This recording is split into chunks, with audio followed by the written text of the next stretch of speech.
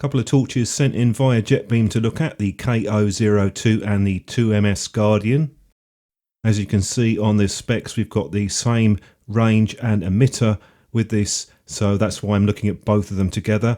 Here's the bundle. Only difference is the 2MS has the tactical ring and you have a spare cap cover.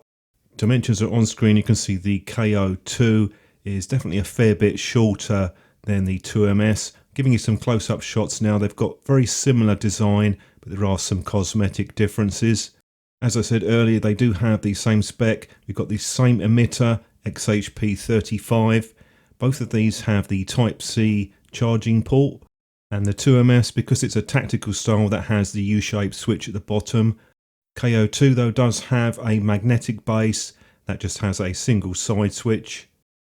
As usual, JETBeam don't tend to do the black torches as much. They go for the sort of off-colour grey, and that's fine, doesn't make any difference to me. Good finishing overall.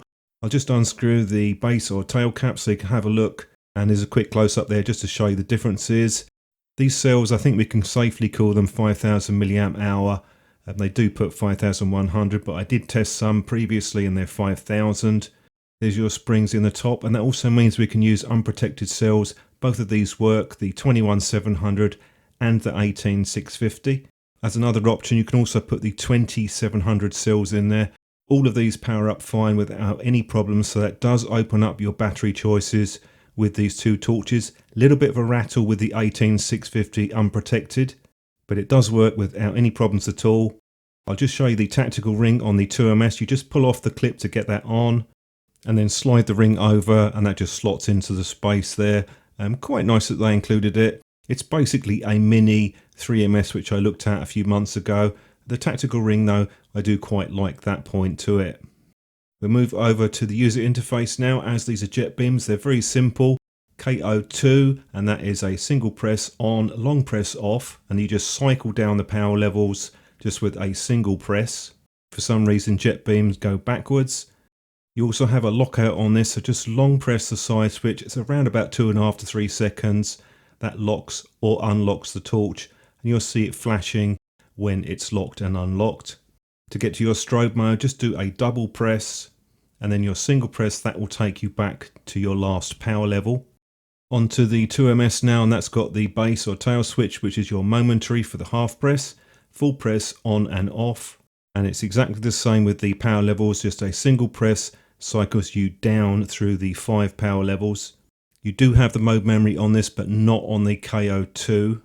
Long press for the strobe when it's on, and again single press will take you back to your last power level.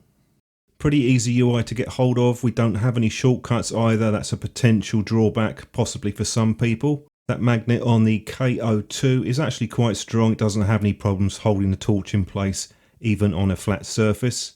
I'll just show you the power level indicator on the side switch, and that's always on when you turn it on, so you have 4 stages on that. Though I felt the charging could be a bit quicker, both of these are coming in just under 1 amp charging. As you can see with the side by side, the 3MS is a bit larger and it's a bit wider in terms of the girth. So it's best to think of the KO-2 as a more EDC type and the 2MS as a sort of shorter tactical torch. I've put the user guide up on the screen for you so that you can have a look just in case I've missed anything or you want to check any of the information. Move on to the beam shots now with the Unicorn at 850 lumens, mixed beam. This has quite a warm tint on it. Next up is the KO-2, 2000 lumens on the turbo, and it has a mixed beam pattern, bit of spread and a little bit of focus in the middle.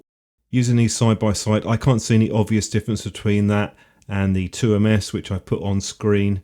I did put the 3MS on there just to show you that's more of a throwy torch, really, bit more range off of that one, around about the 320 meters.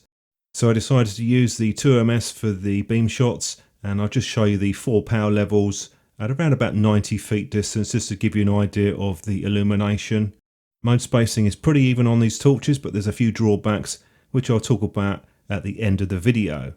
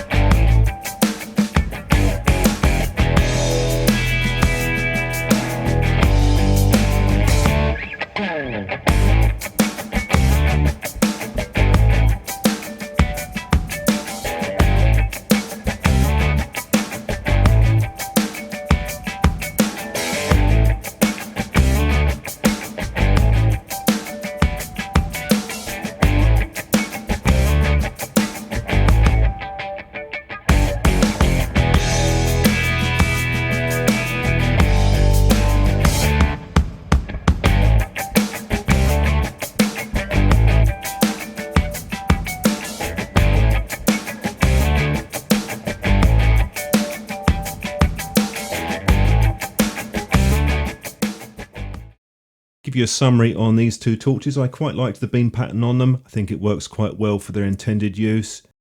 Another area that I do like is the fact that you do have quite a wide choice of batteries to use with both of these torches. UI is very simple, although possibly it could do with some shortcuts. Bit disappointed with the KO-02 that you don't have a mode memory on that. That is something that I would like to see. Bit disappointing that it starts in the turbo mode. It would also be nice to have a real moonlight mode, sort of sub 5 lumens. 15 lumens is a little bit on the high side for me. So hopefully that'll give you an idea what you can expect with these two. Definitely pros and cons with both of them. Out of the two, I think the 2MS is the slightly more interesting torch. That wraps it up from me on these two. If you've got any thoughts, do let me know in the comment section, and thanks for watching.